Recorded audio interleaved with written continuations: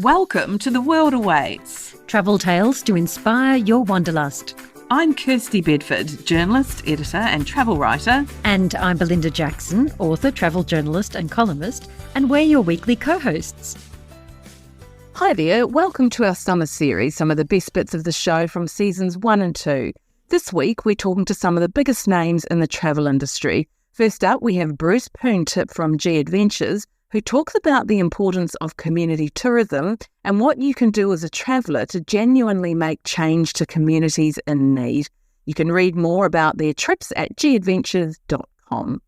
We also talk to world-renowned designer Bill Bensley about his unique, inspiring and award-winning hotel designs and eye-catching architecture, bringing to life more than 200 resorts, hotels and palaces in more than 30 countries.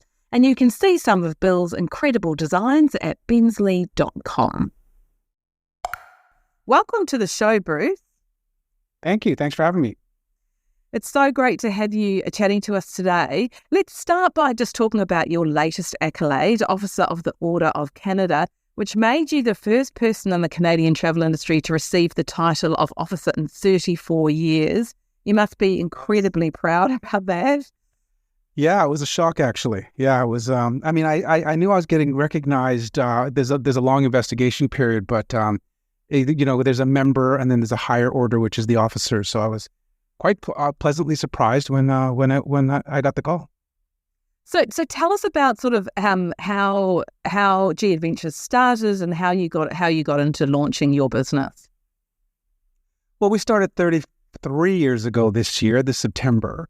Back in 1990, travel was just very different, and we had a view on community tourism. Like when we first started, it was about bringing people to local communities and having cultural kind of immersion type experiences.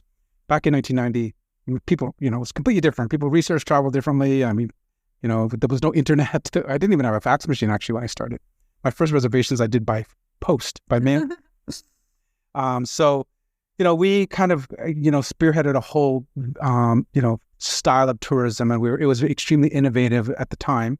And even though, like in the mid-90s, ecotourism came to, kind of link environment and tourism, and then sustainable tourism and responsible tourism, all these different, we always were very focused on community and community development and how tourism can be a transformational industry for local communities if done right, with local communities benefiting and also being involved in the dialogue of creating tourism for our customers.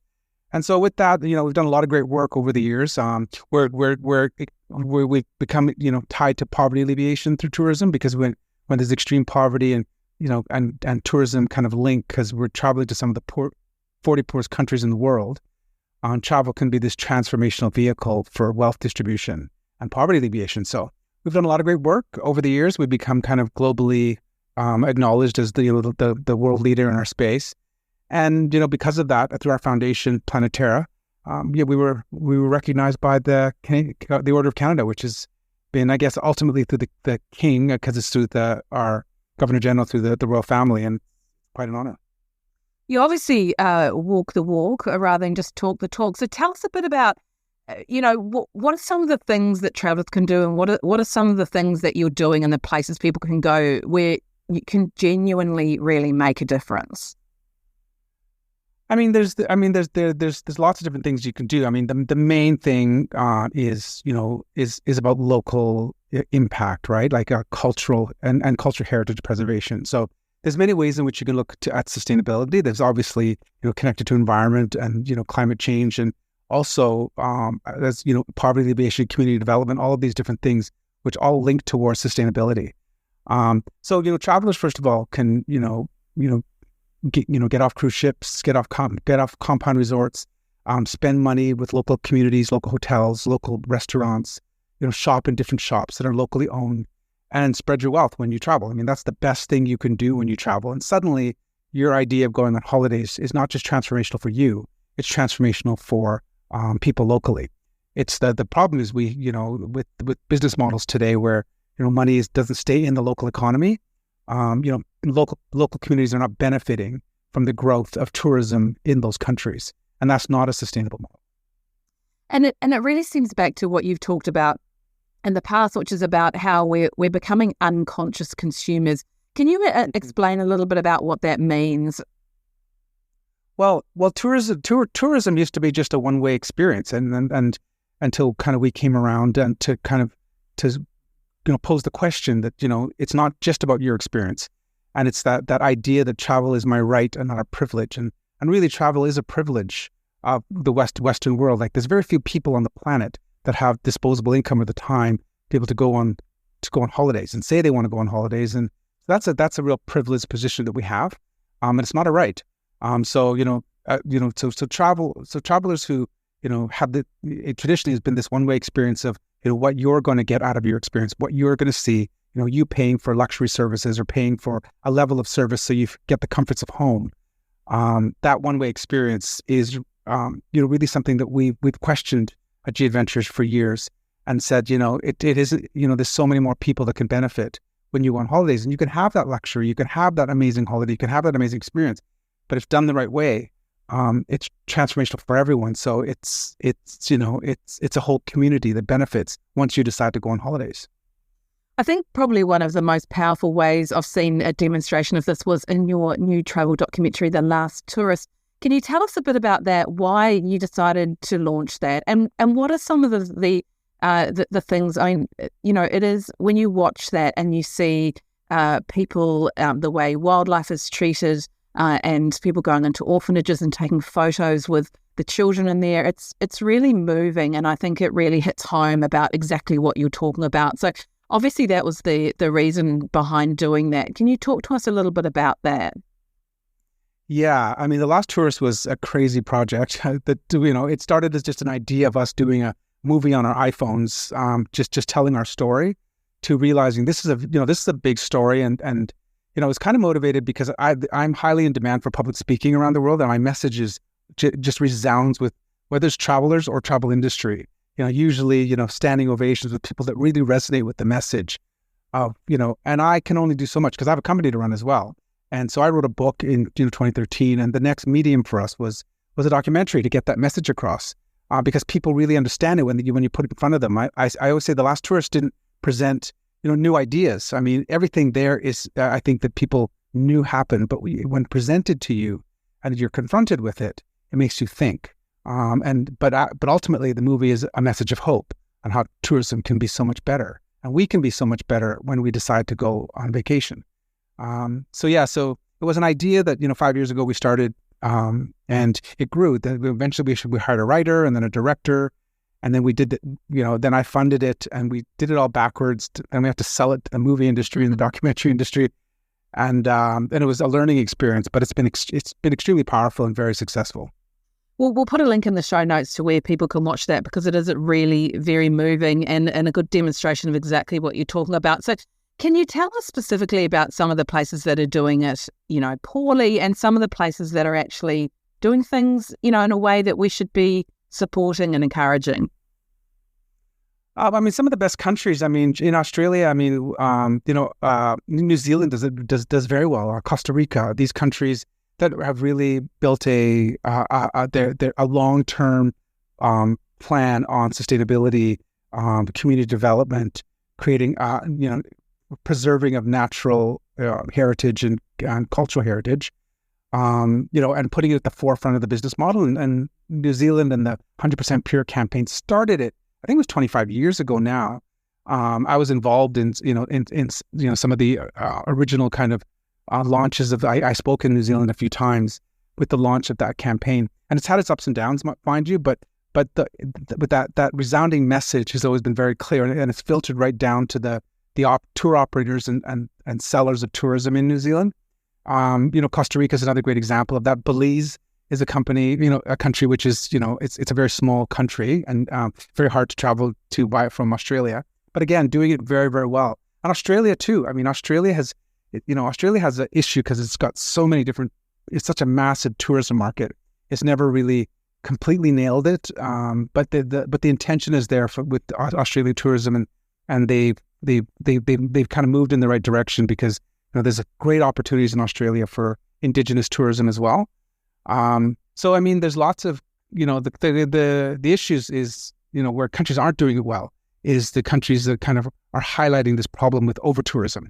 Like the Venices of the world, the Machu Picchus of the world, where people, mass amounts of people congregate, and how you handle mass tourism like that. And so what are some tips that you can give as an individual traveller? How can I make sure that I'm making the right decisions and having a positive impact?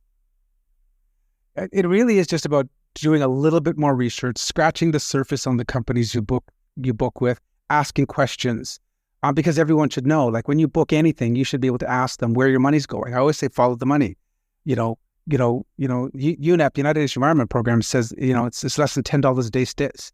Less than $10 a day stays in the economy, the local economy, when you travel. But you can ask these questions. Staying in locally owned hotels when you're booking a hotel, looking at local options, and just asking those questions. Who owns the hotel? Where is that money going? And it's those kind of things where you can have the most impact. And then when you get locally, spread the wealth. Don't go to the advised shopping stop where they give you a list, because there's a good chance you're getting kickbacks, and there's motivation there. Go out shopping at different places, eat at different restaurants, use different taxi drivers, different tour leaders in different cities and towns. And that's the best thing you can do, just doing a little bit more research. And you're going to might be just a little bit more work, but you're going to have a much better experience. Fantastic. That's just really great advice. And I could talk about this with you for hours, but we are running out of time. So let's just move to our final question, which is, what's the most bizarre situation you've found yourself in during your travels? Oh my goodness! I mean, that is a really open question. I mean, I've had so many, but one of our very first tourism projects was in northern Bolivia, where we kind of brought a bunch of and we built a rainforest lodge with 6 communities that were at war previously for years, but came together to build this tourism project. And I was on my way to go out to see it for the first time. And on transferring out to the river, when I was got a message that Prince Charles was in Bolivia visiting, and he was coming out to the lodge. And as I was transferring out there, it shut down because Prince Charles was going to be visiting with an entourage, and I was stuck on the river with no accommodation because I was heading to this lodge to stay at, and they informed me that it was being shut down as I was traveling out there. Of course, which caused all kinds of issues, and I had to go back to the nearest town in the middle of the night in dugout canoes on the Amazon, trying to find accommodations. But I found myself in a very awkward situation. Oh, look, it's been absolutely fantastic talking to you, and thank you so much for your time today, Bruce. Thank you. Thank you for having me. You're listening to The World Awaits. We'd love it if you could leave us a rating and a review on your favourite podcast platform.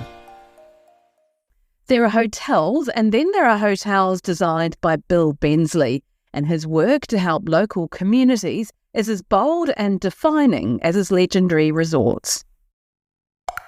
Welcome to the show, Bill. Oh, well, thank you very much, Kirsty. Nice to be here. Let's start by just tell us a bit about how you came to be an architect and the architect and designer of some of the world's most prestigious hotels and resorts. Well, like most good things, it's sort of a fluke. And that on graduation day, when I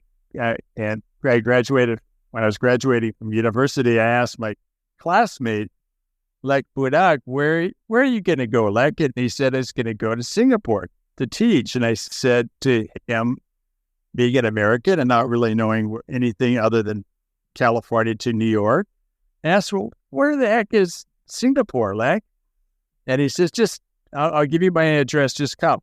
So 4 months later, I ended up at his doorstep. And a day after that, I ended up on having a job. And I was on a plane to Bali, designing the Bali Hyatt with a man called Michael White or Muddy Wijaya, an Australian landscape architect / gardener. And there it's all history. Amazing. Can you explain to listeners a bit about because you have a very distinctive style, and I know when I see images of your style, it's it's full of color and there's lots of incredible lush greenery. Can you tell us where that style has derived from? Well, I think that, how to say this? I have been for many years trying not to have a style.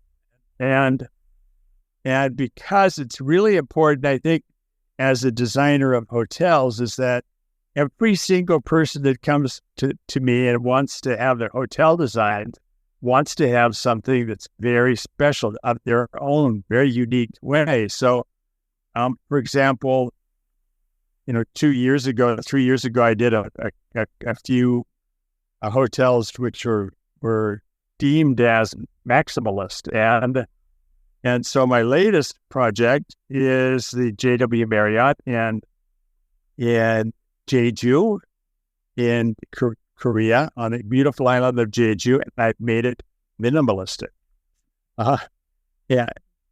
And while it's gone over really well there, but I think that minimalistic or maximalist or blue or green or yellow or black and white, the key to my work is that it has to be surprising. Amazing. Well, I mean, your projects so far certainly are incredible and very surprising. And for example, at Shintamani, I know that you have to zip line in, don't you, into the resort? That was when I launched that idea at Pure in Morocco. It surprised a lot of people, and they said, "Are you actually serious?" And I said, "Yes, I'm very much serious." And he said, a lot of people said, they could be told that by a million people, but because I was Bill Bensley, that they knew that it was really going to come true, and it has. And hundreds of people have gone over that and started their vacation in a very, pumped up manner. And people come off of that full of endorphins and having to ingest something that they never thought that they would ever do in their entire lives. That's the way to start of their vacation, and how they get into the lobby or into the landing bar, perhaps. And people love it. Absolutely love it. So on a more serious note, tell us a bit more about that property. And I know that you have really been a pioneer in giving back to local communities, and a lot of people wouldn't realize that you've been doing this long before most other people have jumped on that bandwagon. And tell us a bit about the importance of why you decided to do what you do there, and what the reasons were. Back in the early 90s was my first time to go to Cambodia. I was doing some work down on a hotel called Hotel de la Paix, and my partner, Sakun Chanprida, he brought me out into the countryside, and I saw people who had had their eyes gouged out with a spoon because they wore spectacles. And the atrocities of the Khmer Rouge there were and are horrible. And at that point, I just said to myself that I'm going to help these people as much as I can. And I got back this morning to Bangkok, and we just had our 15th anniversary of all the students that we've that we've had in our hospitality school at Shintamani and Siem Reap. We have a hospitality school where we take on about 30 underprivileged kids, and we put them through school and pay for all of their meals and books and professors, etc. And we've graduated hundreds of kids, and every single kid, even before they graduate, gets a job, gets a placement, and these are jobs which are fantastic. And last couple of days ago, we had our first reunion. It was our 15-year reunion, where about 200 and something kids, now adults, came back and told us their stories. And we had one man who came from the year one, who who had been collecting garbage in Phnom Penh when we took him on as part of our students, as one of our students, and he was collecting garbage and eating garbage to survive. But we put him in school, and now today he's general manager of a hotel. I'm so proud to say that. Wow. And so is that because a portion of the amount of money when you stay also goes towards those initiatives? That very much so, yes. Yeah. And what are some of the other things you're doing too, besides, I mean, that incredible work in the community is to help the wildlife too. So tell us a bit about the anti-poaching patrol.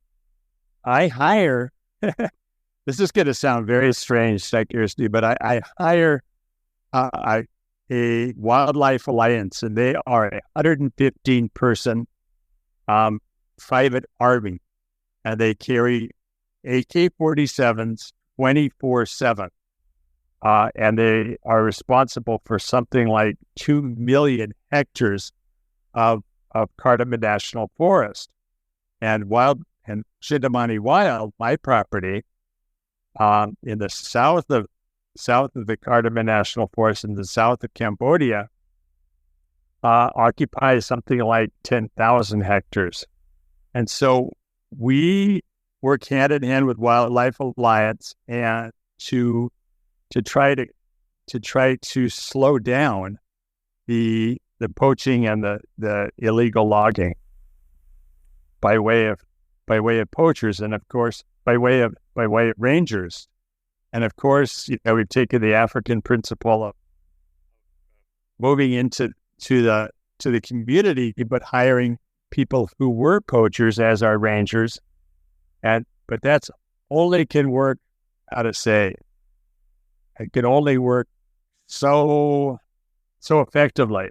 And like, for example, last week we picked up our 10,000th snare, and we picked up something like almost 1,000 chainsaws. And of course, yes, you can imagine a chainsaw in a primary rainforest can cause one hell of a lot of havoc in a very short time. Mm. So that there's still big problems. But during the reunion, I met somebody from South Africa who's going to set us up with these trained dogs, these Belgian dogs who are trained to smell wire traps. So, and hopefully I'm going to get some of those, and some of the dogs have to have a trainer that stays with the dog. No other trainer or no other person can talk to the dog. And that's the best way in order to be able to, in Africa so far, that's the best way to be able to find traps and snares before they kill the animals of the forest. And what drives you to do all of this? Because, you're such a creative at heart, and obviously incredibly talented in the design and architectural area, but yet you're so driven when it comes to these projects. I mean, down to ensuring that you build properties around landscapes rather than chopping trees down. And what sort of drives your ethos behind that? The way I grew up is that every single weekend, my dad and I go out with my family to the national parks. We go out camping almost every single weekend, and we go fishing. And so from a very early age, I had this love of the wild environment. And then my first degree is in landscape architecture. So, and that was one of the things I learned how to do, is to be able to build and coexist with Mother Nature, and to really understand Mother Nature and what the beauty of what she gives us, and to be able to, and I understand how to work with her to be able to build with a smaller footprint. Hmm. And do you think that we'll just continue to see, this, and people increasingly doing and following in your footsteps and doing this type of work? Do you think it's obviously something that people are far more aware of now, both travellers and those who are responsible for building, hotels and resorts? I do. In fact, I have quite a good following of people, of like-minded people. So, and I'm fortunate enough that I am asked to go to universities from India to Germany, et cetera, and to talk about how to build sustainably, how to build with minimum impact. And that's fantastic. I am so happy that people are beginning to listen and beginning to understand that we've got just one world, and that we need to take care of her. Yeah. So what's next on the cards for you? I've got this fantastic project, and it's all about conservation in the Congo. And it's in north part of French Congo, so it's a little bit safer than the DRC. I've worked at DRC before. I've been held at gunpoint 4 times, but this is French Congo, so this is much cooler. And it's in a place called the Tri-National Park, and that park was shared between Cameroon and the Central African Republic in North Congo, and we're doing these little tiny little not resorts but camps in 4 different places, and allow super high-end travelers to be able to see the best gorilla population in the world. Wow! In the world, this is where, in fact, Jane Goodall said that she had wished she had studied and the places where we're going to put up camps as opposed to Tanzania. Amazing. I've been all over these camps and hiked for hundreds of kilometers to be able to find it at the places where I want to build. And I'm so excited to be able to do something similar to Chintamani Wild, in that everything that we do there is all about going back into conservation. And be able to have more rangers, which is the key, the enforcement of the national laws, to be able to stop poachers and illegal loggers. That's the key. Remarkable. Gosh, I could talk to you all day about your projects. We've really only just touched the surface, but we are unfortunately running out of time. So I'm going to end with the question that we ask all of our interviewees, and that is, what's the most bizarre situation you found yourself during your travels? Oh, that's a good one. What's the most bizarre? Going back to this Tri-National Park, as I had a really interesting, bizarre story, and that I was trying to find the best place for the camps, and I found a great place, and I was with Mike, the English ranger over there, and I said, Mike, come over here and check this out. It's a perfect place. It's on the slope, and we've got a little river at the bottom of the slope, and it's just to be perfect. Put a little camp here because you've got some open space, which is there's not a lot of pockets of open space there. And he said, Bill, you can't do it. I said, well, why the hell not? He says, you're in the wrong country. So I said, well, where the hell are we? He says, well, we're in the Central African Republic. So we moved 300 meters to the east, and we were okay. So that was a bizarre situation for sure. That certainly is. Look, thank you so much for your time, Bill. I really appreciate it, and I'd love to catch up with you another time to discuss, your new project too a bit more when it's further down the track.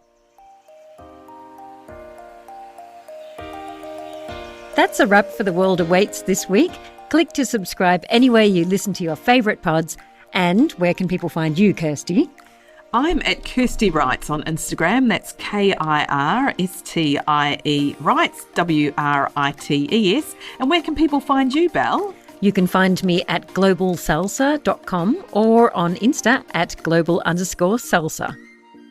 Thanks for joining us in the summer series. Next week, we're back to our regular podcast, but we're still clinging to the memory of summer with a debate on who does it better, Phillip Island or the Mornington Peninsula, two of the best holiday getaways in Victoria.